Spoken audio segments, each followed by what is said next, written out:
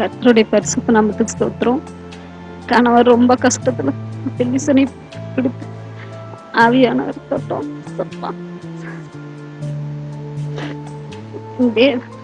எங்க வீட்டுக்காருக்கு ரொம்ப முடியாத சூழ்நிலையில தான் நான் சர்ச்சுக்கு கூப்பிட்டு வந்தேன். அவராகவே என் கத்தி எடுத்து குத்துற நிலைமையில இருந்தார். அவர் கூப்பிட்டு வந்தேன். தேவன் விடுதலை தந்தார். நாங்க சர்ச்சுக்கு வந்தா நல்லா இருக்கும். ஆவியானவர் ஸ்தோத்திரம், கர்த்தருக்கு ஸ்தோத்திரமா. நன்றி ராஜா. பிள்ளை சாப்பாட்டு கூட இல்லாத நிலைமையில இருந்தோம். தேவனை நம்பி வந்தோம். என் தேவனை எங்களை உயர்த்தி வைத்திருக்கிறார். என் தேவாதி தேவனுக்கு கோடானு கோடி ஸ்தோத்திரம். தேவனை என் ஜீவனுள்ள நாள் வரை என் தேவனை நான் மறக்க மாட்டேன். ஸ்தோத்திரம் உண்டாக.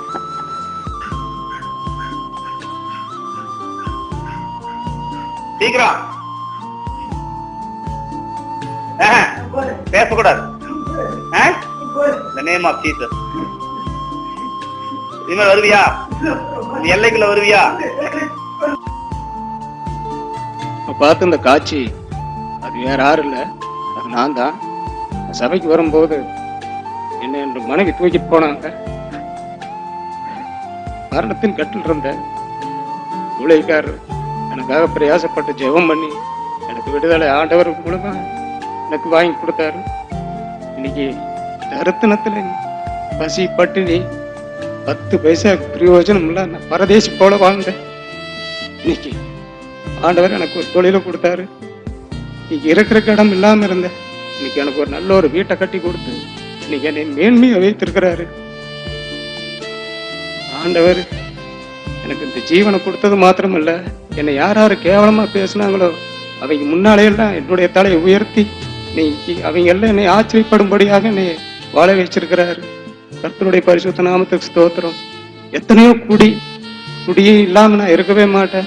ஆன்சு, பொயில, பாக்கு, எத்தனையோ போத வஸ்துக்கள், மது, இதுக்கு அடிமை. அது இல்லாம ஒரு நாளும் கூட என்னால இருக்க முடியாது. அதனால என் மனைவி பிள்ளைகளுக்கும் கூட சாப்பாட்டுக்கும் கூட போட மாட்டேன். அப்படி இருந்தே எனக்கு போத பழக்கத்துல இருந்து ஆன்சு, கொடிமட்டை, பாக்கு, அதிலிருந்து எனக்கு விடுதலை கொடுத்தாரு. இன்றைக்கு ஒன்றும் கூட இன்னைக்கு எனக்கு என்கிட்ட எந்த கெட்ட வழக்கம் இல்லை. ஆண்டவரை ஏற்றுக்கொண்டதுனால இன்னைக்கு அதுல இருந்து எனக்கு விடுதலை கொடுத்தாரு. தருத்தனத்திலிருந்து விடுதலை கொடுத்தாரு. சாவின் கட்டில் இருந்த எனக்கு விடுதலை கொடுத்தாரு. கத்தி எடுத்து நானே குத்த போனேன். அப்போ ஆண்டவர் மூலியமா எனக்கு ஊழியக்காரரு எனக்கு ஜெபம் பண்ணி எனக்கு விடுதலை வாங்கி கொடுத்தாரு. இன்றைக்கு எந்த குறை இல்லாம இன்னைக்கு ஆண்டவர் என்னை மேன்மையா வைத்து என்னை வாழ வச்சுட்டு இருக்கிறாரு. இன்னைக்கு ஒரு நல்ல ஒரு தொழில், அந்த தொழில் மூலமா என்னை ஆசீர்வதிச்சு இன்னைக்கு எனக்கு ஒரு நல்ல ஒரு வீட்டை கட்டி கொடுத்துருக்கிறாரு. இருக்கிறதுக்கு இடம் கூட இல்லை, வீடும் இல்லை, நான் வாழ்ந்துட்டு இருந்தேன்.